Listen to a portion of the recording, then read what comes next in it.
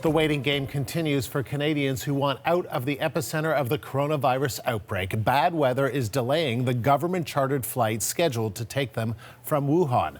A short time ago, the Foreign Affairs Minister gave further details about the holdup. As many of you are aware by now, we have had to delay the flight by about 24 hours. This is because of weather en route to Hanoi, which delayed the flight by 4 hours.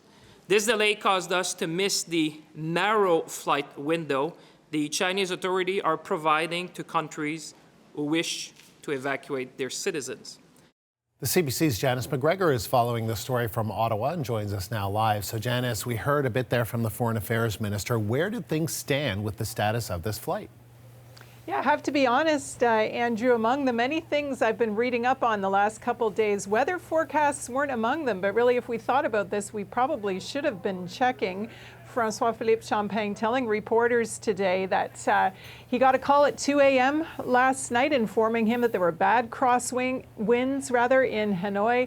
Poor weather on the ground in Vietnam prevented the charter flight from coming into Hanoi. They were hoping to use that as a staging area, change crews, turn around, and then when they received the final authorization from Chinese officials, fly from Hanoi into Wuhan. Because they didn't get into Hanoi on time until the morning, they missed their kind of turnaround window that they needed. And now everything shifts to the next available window because the Chinese are only allowing foreign countries to do evacuation flights at night. We were told that previously the Chinese are using daytime flights for their own kind of supply needs. In the face of this outbreak, remember the airport in Wuhan otherwise closed, so this is everybody's only option.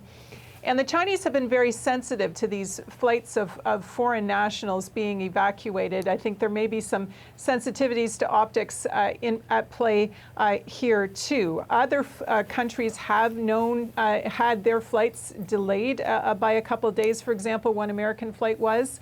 So this is very much par for the course with repatriation flights like this. People were told, bring food and drink to the airport, expect for things to change on short notice, be prepared for the unexpected.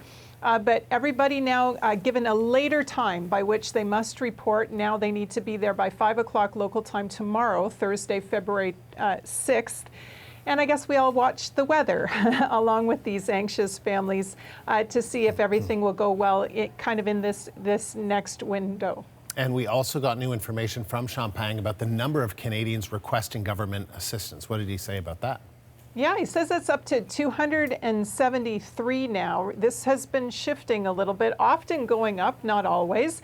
This represents a significant increase as more and more people get in touch with consular officials on the ground in China and request help getting home. But remember, not everybody in that group is eligible to come home. The Chinese are only letting people who entered China on a Canadian passport with a valid Chinese visa be eligible for these kind of flights.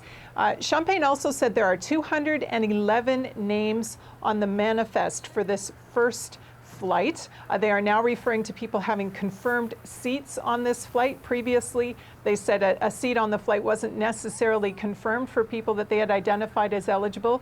If you do the math, though, I think it is still possible that there's going to be more that want to leave who are eligible than will fit on this flight. Champagne asked about that as well. Said the government is still looking at what it announced previously, the option of a second plane, which has apparently tentatively been arranged. They're also talking to other countries to see if maybe they might put some Canadians on flights out going to other places. But I found interesting in particular his answer to the question of whether Canada's been a bit slow at this. There were flights full of British citizens, American citizens that went out right away. Champagne trying to explain to people a couple of key things. Canada did not have a consulate in Wuhan. It did not need to evacuate its own people under the Vienna Convention quickly the way, say, the Americans did. That's one of the factors. The other factor, there just weren't that many Canadians registered initially as being in this region now locked down because of the outbreak, because there weren't a lot of people registered and weren't people initially requesting help for leaving. The government didn't immediately seek to charter a plane. It was only over time that more and more people registered and started flagging that they wanted to go and would need help to go. the government saying that's when it started getting everything in motion to get this charter out. Janice, thank you. The CBC's, Janice McGregor in Ottawa.